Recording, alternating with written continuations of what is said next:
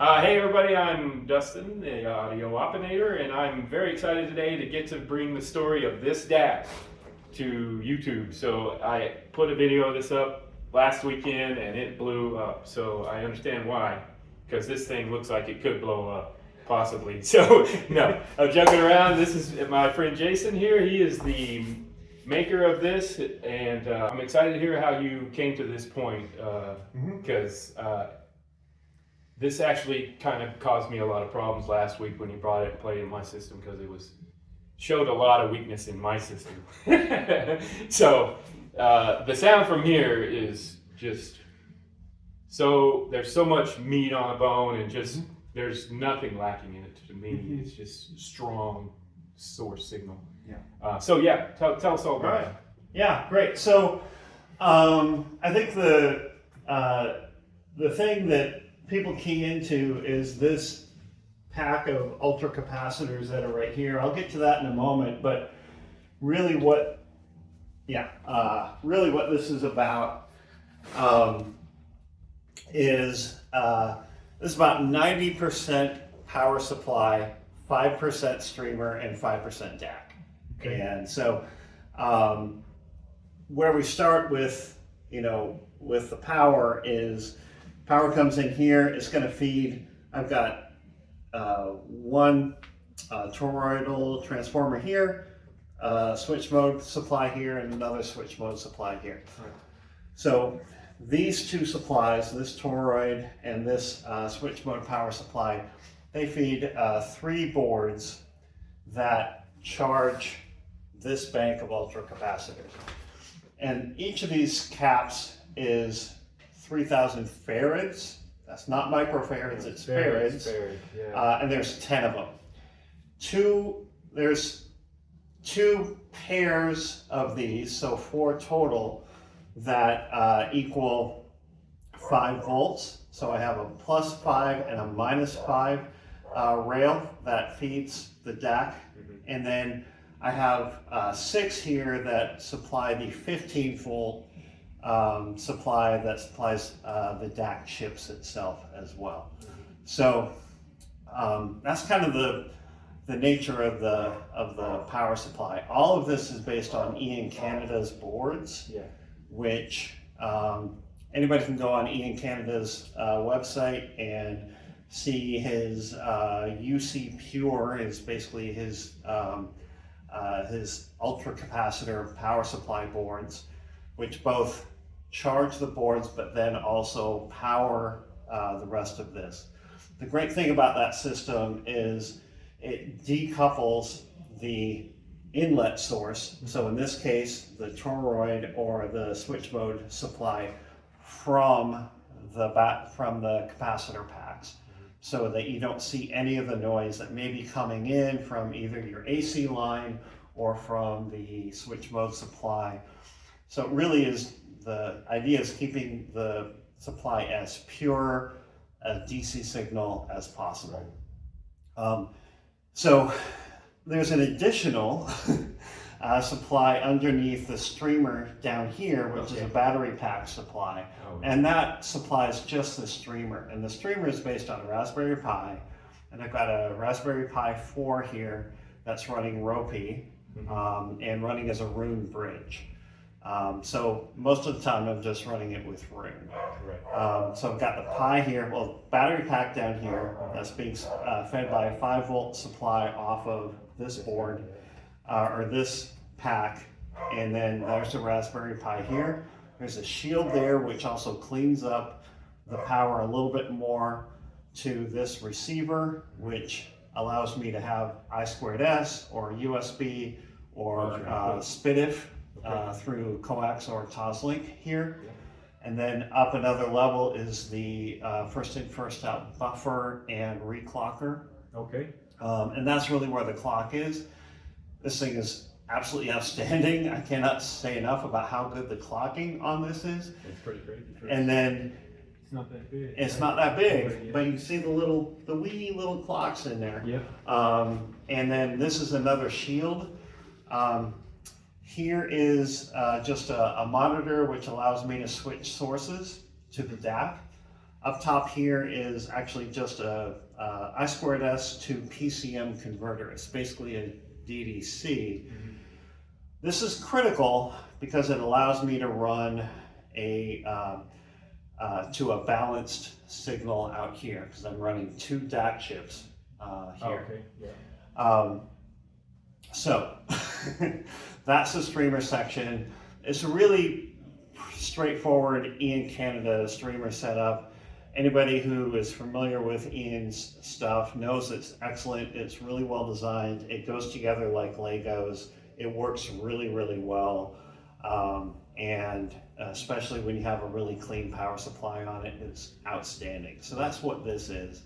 And then up to these 2 stacks here, which I'll start with the power supply side, because this is where I've made some recent changes, and that is these are Gabster is another Canadian designer who is a hobbyist and designed these things, and I bought a few things from him, and these are basically 2 capacitor boards. Yeah.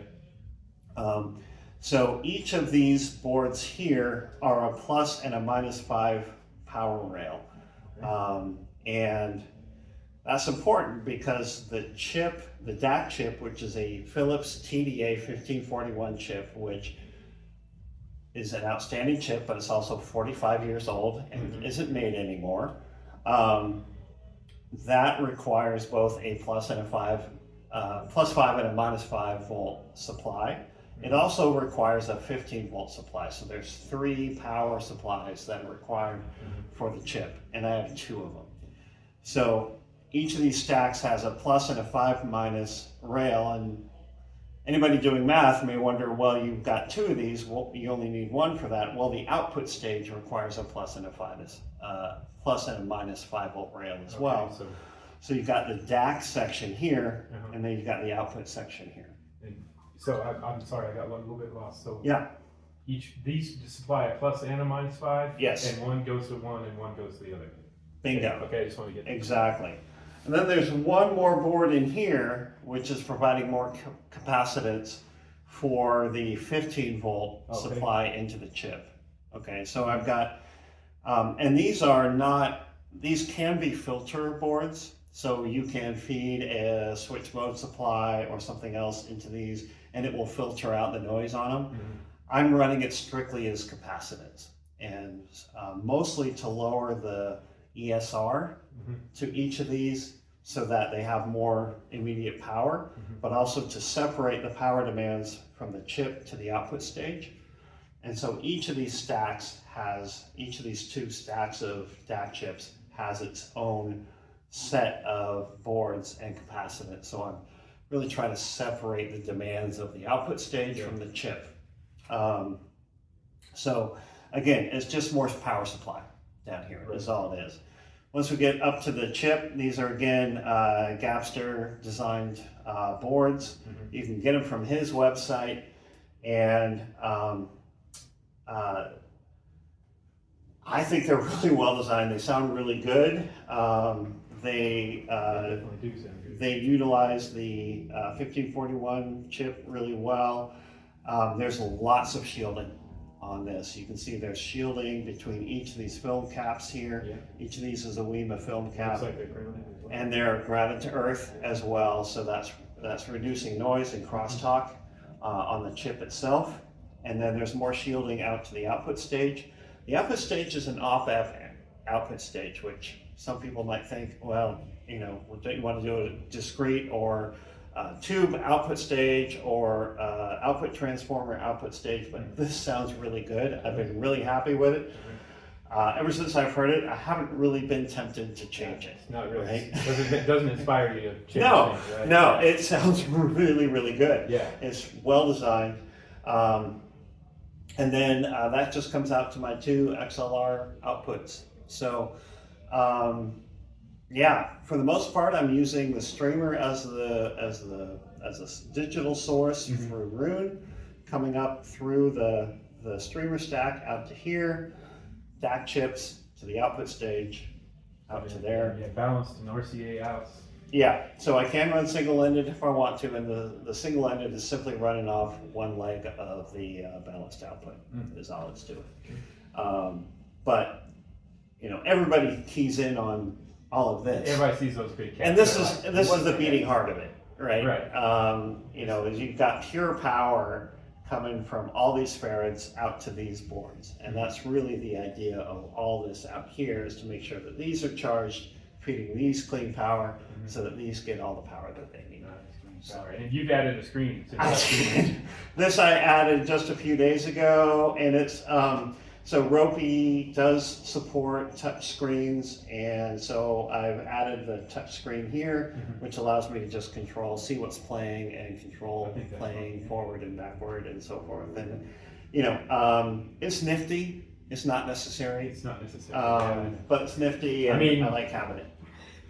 Yeah. A lot of nifty in here. Yeah.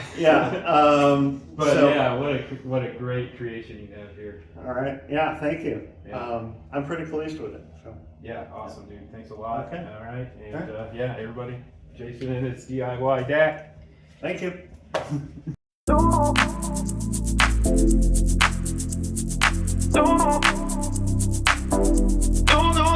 I don't have to worry about it. I can just cut off what I need to cut off. So I'll just kind of announce the channel, say hi to everybody, and say, hey, this is cool. Jason. It's okay to call you Jason. Huh? Yeah, all right. I don't give a shit. All right. So, and what do you want to call this?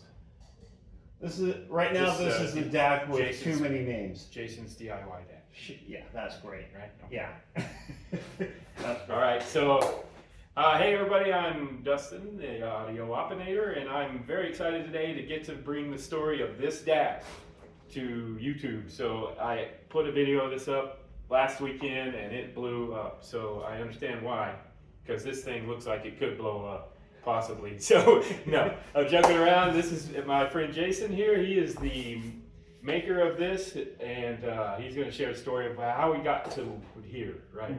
Because I think there's a lot of places. So. We'll need to restart. It's okay. It's okay. So sorry. It's all right. It's all right.